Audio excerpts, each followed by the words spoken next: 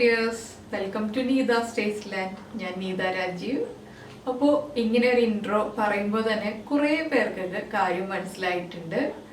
എന്താണെന്ന് വെച്ചാൽ വളരെ സന്തോഷകരമായ ഒരു വാർത്തയും കൂടി എനിക്ക് നിങ്ങളോട് പറയാനുണ്ട്, നമ്മുടെ കമ്മ്യൂണിറ്റി പോസ്റ്റ് കണ്ടിട്ടില്ലാത്ത ആളുകളോട്. എന്താണെന്ന് വെച്ചാൽ നമ്മുടെ ചാനലിൽ 2 ലക്ഷം സബ്സ്ക്രൈബേഴ്സ് ആയി കഴിഞ്ഞു.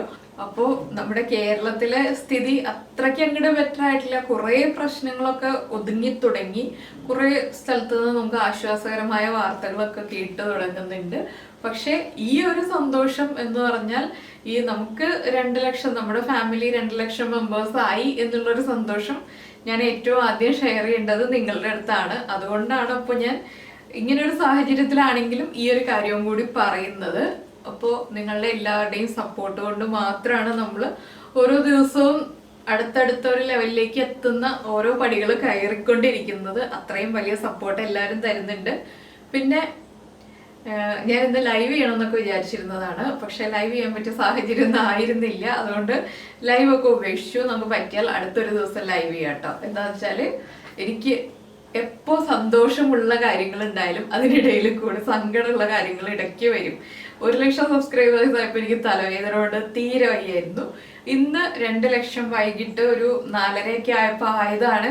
അപ്പോൾ ഞങ്ങൾ ഇന്ന് ലൈവ് ചെയ്യാം എന്നൊക്കെ പറഞ്ഞിട്ട് പ്ലാൻ ചെയ്തു. പക്ഷെ 5:30 ആയപ്പോൾ അച്ഛനൊന്ന് വീണു. അതിൻ്റെ പിന്നെ ടെൻഷനായി. അപ്പോൾ വലിയ കുഴപ്പങ്ങളൊന്നുമില്ല, എങ്കിലും ആ വീഴ്ചയുടെ പ്രശ്നങ്ങളും എല്ലാം കൊണ്ട് ഞാൻ അത്ര ഹാപ്പി അല്ല. ഇന്നും എല്ലാ സന്തോഷമുണ്ടാകുന്ന ദിവസങ്ങളിൽ എനിക്ക് എന്തെങ്കിലും ഒരു സങ്കടകരമായ വാർത്ത ഉണ്ടാവും. അപ്പോൾ അതും ഞാൻ നിങ്ങളോട് തന്നെയാണ് ഷെയർ ചെയ്യുന്നത്. പിന്നെ നമ്മുടെ ഇന്നത്തെ റെസിപ്പി എന്ന് പറഞ്ഞിട്ടുണ്ടെങ്കിൽ വളരെ സിമ്പിൾ ആയിട്ടുള്ള റെസിപ്പിയാണ്. ബ്രെഡ് ഉപയോഗിച്ചിട്ട് ഉണ്ടാക്കാൻ പറ്റിയ വട. അതെല്ലാ പ്രായക്കാർക്കും കഴിക്കാൻ പറ്റിയ ടേസ്റ്റി ആയിട്ടുള്ള ഒരു സ്നാക്കാണ്. അതുപോലെ തന്നെ നമ്മുടെ വീട്ടിലുള്ള ഇൻഗ്രീഡിയൻസ് മാത്രം മതി, അധികം ഇൻഗ്രീഡിയൻസ് ഒന്നും വേണ്ട. പിന്നെ പലരും ഇപ്പോൾ ഇന്നലത്തെ വീഡിയോയിൽ കമൻസിൽ ചോദിക്കുന്നുണ്ട്, ചേച്ചി എങ്ങനെയാണ്, സേഫ് ആണോ, എന്തെങ്കിലും പ്രശ്നമുണ്ടോ, മഴയുടേതായിട്ടുള്ള പ്രശ്നങ്ങളുണ്ടോ എന്ന് ചോദിച്ചിട്ട്. അപ്പോൾ ഞാൻ കഴിഞ്ഞ ദിവസമൊക്കെ ഇട്ടിരുന്ന വീഡിയോകൾ കാണാതിരുന്ന ആളുകളാണ് ഇതൊക്കെ ചോദിച്ചത്. അപ്പോൾ മഴയുടേതായിട്ടുള്ള പ്രശ്നങ്ങളും ഒന്നുമില്ല. മഴയുണ്ട്, അല്ലാതെ വേറെ പ്രശ്നങ്ങളൊന്നുമില്ല കേട്ടോ. നമ്മുടെ ഇവിടെ വെള്ളം പൊങ്ങ അങ്ങനെയുള്ള പ്രശ്നങ്ങളൊന്നുമില്ല. അപ്പോൾ എന്തായാലും എല്ലാവരും ഇനിയും ഇതുപോലെ തന്നെ സപ്പോർട്ട് ചെയ്യുക. നിങ്ങളുടെ ഓരോ ദിവസത്തെയും കമൻസും അതുപോലെ തന്നെ ഓരോ റെസിപ്പിയുടെ ഫോട്ടോ അയച്ചു തരുന്നതും ഒക്കെയാണ് എനിക്ക് ഏറ്റവും സന്തോഷമുള്ള കാര്യം. എന്താണെന്ന് വെച്ചാൽ അത്രയും നമ്മളോട് എന്താ പറയാ, നമ്മളോട് അത്രയ്ക്കൊരു ഹൃദയബന്ധം സൂക്ഷിക്കുന്ന ആൾക്കാരായതുകൊണ്ടാണല്ലോ നിങ്ങൾ എൻ്റെ നെഗറ്റീവ്സും പോസിറ്റീവ്സും ചൂണ്ടിക്കാണിക്കുന്നതും അതുപോലെ തന്നെ ഡെയിലി വീഡിയോയിൽ കമൻറ്റ് ചെയ്യുന്നതും ഞാൻ ഒരു ദിവസം വീഡിയോ ഇട്ടില്ലെങ്കിൽ എന്തുകൊണ്ട് വീഡിയോ ഇട്ടില്ല എന്ന് ചോദിക്കുന്നതും. അപ്പോൾ നമ്മുടെ അത്രയും ഒരു അതുപോലെ അടുപ്പമുള്ള മെമ്പേഴ്സാണ് നമ്മുടെ ഫാമിലിയിലുള്ളത്. അപ്പോൾ ഇനിയും ഈ ഒരു സപ്പോർട്ടും സ്നേഹവും എല്ലാം ഞാൻ നിങ്ങളുടെ അടുത്ത് നിന്ന് പ്രതീക്ഷിക്കുന്നു. അപ്പോൾ ഇത്രയും സപ്പോർട്ട് ചെയ്തതിന് ഒരുപാട് നന്ദി. അത്രയും ഈ ഒരു ഇതിലേക്ക് എത്തിയത് എന്ന് വെച്ചാൽ ഈ ഒരു 2 ലക്ഷം സബ്സ്ക്രൈബേഴ്സ് എന്നുള്ള ആ ഒരു ലെവലിലേക്ക് എത്തിച്ചതിന് അത്രയും നന്ദി. അപ്പോൾ നമ്മുടെ ബ്രെഡ് വട എങ്ങനെയാണ് ഉണ്ടാക്കുന്നതെന്ന് കണ്ടിട്ട് ഇഷ്ടമായി കഴിഞ്ഞാൽ നിങ്ങളെല്ലാവരും ഈ വീഡിയോയുടെ താഴെ ഒന്ന് കമൻറ്റ് ചെയ്യുക. നമുക്ക് എങ്ങനെയാണ് വട ഉണ്ടാക്കുന്നതെന്ന് നോക്കാം. അപ്പോൾ നിങ്ങൾക്ക് എല്ലാവർക്കും ഒരു മധുരം ഉള്ള റെസിപ്പി ഷെയർ ചെയ്യണം എന്നാണ് ഞാൻ വിചാരിച്ചിരുന്നത് ഈ 2 ലക്ഷം സബ്സ്ക്രൈബേഴ്സ് ആകുമ്പോൾ. പക്ഷെ ഇപ്പോഴത്തെ സാഹചര്യങ്ങൾ വെച്ചിട്ട് നമുക്കൊരു മധുരമുള്ള റെസിപ്പി ഒന്നും ചെയ്യാൻ പറ്റിയ മാനസികാവസ്ഥയൊന്നല്ല, അതെല്ലാവർക്കും എൻജോയ് ചെയ്യാൻ പറ്റിയ അവസ്ഥയല്ല. അപ്പോൾ സാധാരണ ഒരു സിമ്പിൾ ആയിട്ടുള്ള റെസിപ്പി. ഇപ്പോൾ നമുക്ക് പായസങ്ങളൊക്കെ, വ്യത്യസ്തമായ പായസങ്ങളൊക്കെ നമ്മുടെ ഓണത്തിന് ചെയ്യാം എന്തായാലും. അപ്പോൾ എല്ലാവരും ഇതുപോലെ തന്നെ സപ്പോർട്ട് ചെയ്യും എന്ന് ഞാൻ വീണ്ടും ഒരിക്കൽ കൂടി പ്രതീക്ഷിക്കുന്നു. അപ്പോൾ നമുക്ക് ബ്രെഡ് വട എങ്ങനെയാണ് ഉണ്ടാക്കുന്നതെന്ന് കാണാം.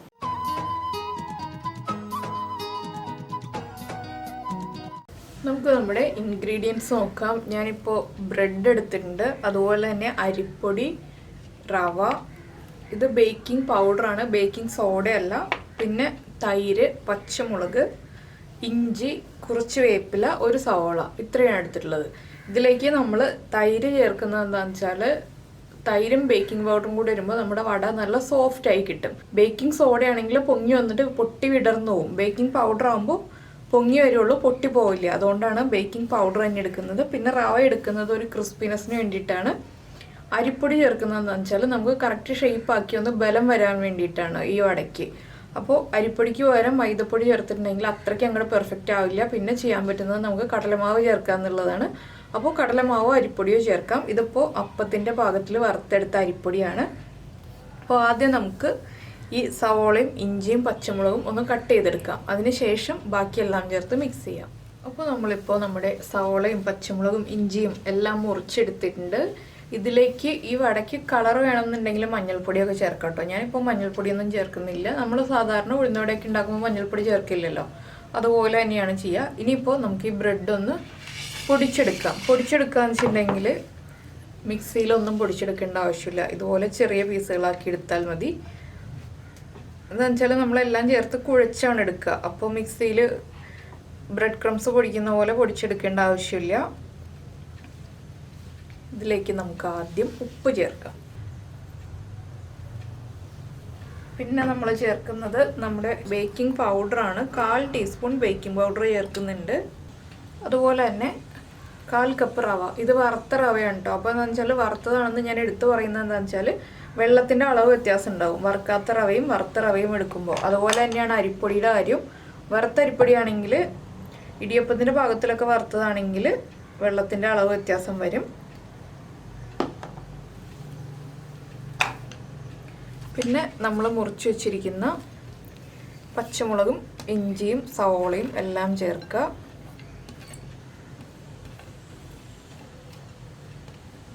അതുപോലെ തന്നെ നമ്മുടെ കറിവേപ്പിലയും ഒന്ന് ചെറുതായിട്ട് മുറിച്ച് ചേർക്കാം.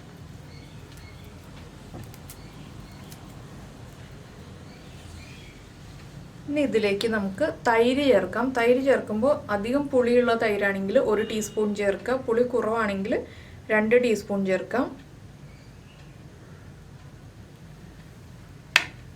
ഇതെല്ലാം ചേർത്തൊന്ന് മിക്സ് ചെയ്യുക. മിക്സ് ചെയ്യുമ്പോൾ തന്നെ നമ്മൾ കുറച്ചായിട്ട് വെള്ളം ചേർത്ത് കുഴച്ച് തുടങ്ങുക. എന്താണെന്ന് വെച്ചാൽ നമുക്ക് കുഴയ്ക്കാൻ എളുപ്പവുമായിരിക്കും. അതുപോലെ പൊടികളും ബ്രെഡും എല്ലാം ചേർന്ന് നന്നായിട്ട് മിക്സായി വരികയും ചെയ്യും.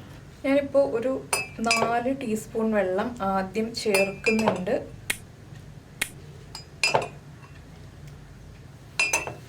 കുറച്ച് വെള്ളം എടുത്ത് അടുത്ത് വെച്ചിട്ട് നമ്മൾ കുഴച്ച് തുടങ്ങുകയാണെങ്കിൽ നമുക്ക് എളുപ്പത്തിൽ കുഴയ്ക്കാമെന്ന് പറഞ്ഞതാണ്. അല്ലെങ്കിൽ നമ്മൾ എല്ലാ പൊടികളും എല്ലാം ചേർത്ത് മിക്സ് ചെയ്തിട്ട് വീണ്ടും വെള്ളം ചേർത്ത് കുഴയ്ക്കുമ്പോൾ സമയം പോവും.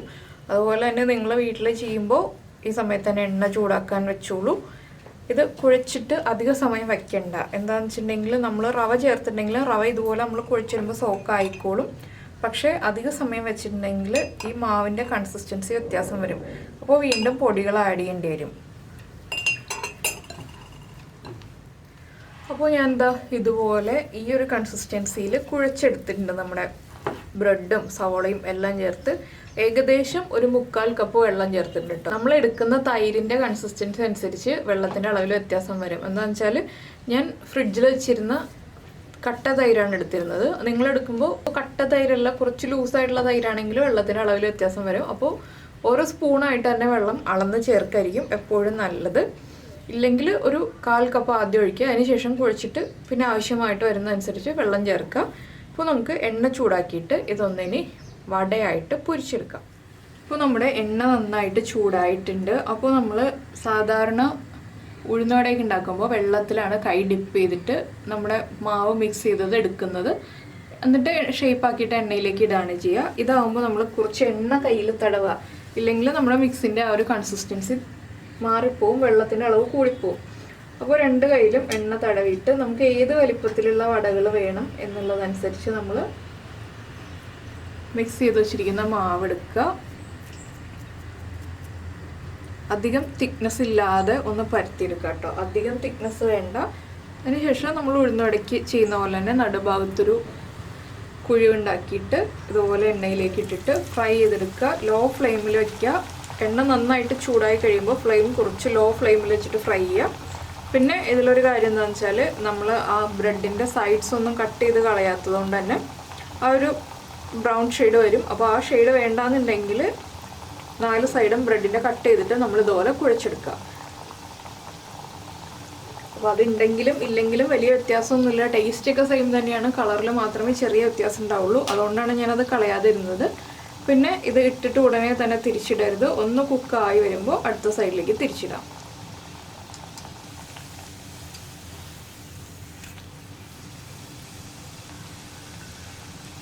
അപ്പോൾ ഒരു കയ്യിൽ തന്നെ നമുക്ക് ഉഴുന്നുവട ചെയ്യുന്ന പോലെ തന്നെ ചെയ്യാൻ അറിയാമെന്നുണ്ടെങ്കിൽ അങ്ങനെയും ചെയ്യാം. അറിയാത്ത ആളുകൾക്ക് വേണ്ടിയിട്ടാണ് ഞാൻ 2 കയ്യിൽ വെച്ചിട്ട് ചെയ്യുന്ന രീതി പറഞ്ഞത്. ഇല്ലെങ്കിൽ നമ്മൾ ഉഴുന്നുവടയ്ക്ക് മാവ് കുഴിച്ചിട്ട് ഒരു കയ്യിൽ വെച്ച് തന്നെ ഹോളിട്ടിട്ട് എണ്ണയിലേക്ക് ഇടില്ലേ, അതുപോലെ തന്നെ എടുക്കാം കേട്ടോ.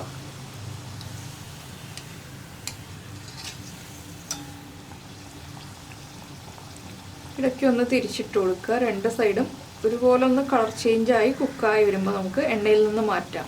അപ്പോൾ ഈ ബബിൾസിൻ്റെ ഇത് കുറയും, ബബിൾസ് വരുന്നത് കുറയും കേട്ടോ കുക്കായി വരുമ്പോൾ. അങ്ങനെയാണ് നമ്മൾ കുക്കിംഗ് ടൈം മനസ്സിലാക്കുക.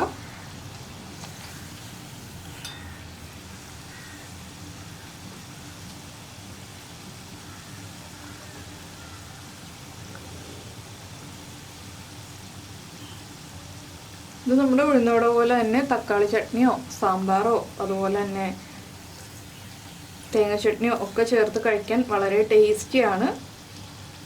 ഉഴുന്ന വെള്ളത്തിലിട്ടില്ലെങ്കിൽ നമുക്ക് ഉടനെ തന്നെ വട ഉണ്ടാക്കിയെടുക്കാം. അപ്പോൾ ഇതുണ്ടോ, നമ്മുടെ വട റെഡി ആയി കഴിഞ്ഞു. സവോളയൊക്കെ നന്നായിട്ട് മൊരിഞ്ഞു വന്നിട്ടുണ്ട്, അതുപോലെ തന്നെ റവയൊക്കെ മൊരിഞ്ഞു വന്നിട്ടുണ്ട്. ഇത്രയേ ഉള്ളൂ, എളുപ്പത്തിൽ ഉണ്ടാക്കാൻ പറ്റുന്ന വടയാണ്. പക്ഷെ ഓരോ പ്രാവശ്യം ഉണ്ടാക്കുമ്പോഴും എണ്ണ കയ്യിൽ തടവുക എന്നുള്ളത് മാത്രം നമ്മൾ ശ്രദ്ധിക്കുക. അപ്പോൾ ഇത് കറക്റ്റ് അങ്ങനെ ഒരു ഷേപ്പ് തന്നെ വേണ്ടാന്നുണ്ടെങ്കിൽ നമ്മൾ സാധാരണ ഉഴുന്നുവടയ്ക്ക് ഇതുപോലെ മാവെടുക്കില്ലേ, ഇങ്ങനെ ചെയ്യാം എന്നാണ് ഞാൻ പറഞ്ഞത് നേരത്തെ. ഇതുപോലെയും എണ്ണയിലേക്ക് ഇടാം. അപ്പോൾ ചെറിയ ഷേപ്പ് വ്യത്യാസമൊക്കെ ഉണ്ടാവും.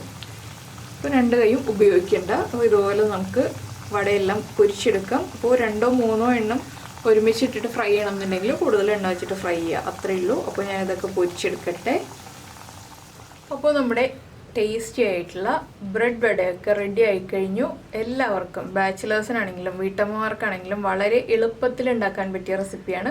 അപ്പോൾ എല്ലാവരും ഉണ്ടാക്കി കഴിച്ചു കഴിഞ്ഞിട്ട് ഇഷ്ടമായി കഴിഞ്ഞിട്ടുണ്ടെങ്കിൽ നമ്മുടെ വീഡിയോയുടെ താഴെ ഒന്ന് കമൻറ്റ് ചെയ്യുക, ഇഷ്ടമായോ ഇല്ലയോ എന്നുള്ളത്. അതുപോലെ തന്നെ ഇഷ്ടപ്പെട്ട റെസിപ്പികൾ കുക്കിംഗ് താല്പര്യമുള്ള ആളുകൾക്കൊന്ന് ഷെയർ ചെയ്ത് കൊടുക്കുക. പിന്നെ നിങ്ങൾ നമ്മുടെ ചാനൽ ആദ്യമായിട്ട് കാണുന്നവരാണെങ്കിൽ നമ്മൾ വീഡിയോ പ്രസൻറ്റ് ചെയ്യുന്ന രീതിയൊക്കെ ഇഷ്ടമായി എന്നുണ്ടെങ്കിൽ നമ്മുടെ ചാനൽ സബ്സ്ക്രൈബ് ചെയ്യുക. സബ്സ്ക്രൈബ് ചെയ്യുന്നതിന് ആ സബ്സ്ക്രൈബ് എന്ന ബട്ടണിലൊന്ന് ക്ലിക്ക് ചെയ്യുക. അതിൻ്റെ തൊട്ട് റൈറ്റ് സൈഡിലുള്ള ബെല്ലൈക്കണും കൂടി ക്ലിക്ക് ചെയ്യുക. അപ്പോൾ ഞാൻ എല്ലാ ദിവസവും വീഡിയോ അപ്ലോഡ് ചെയ്യുമ്പോൾ നിങ്ങൾക്ക് നോട്ടിഫിക്കേഷൻ വരും.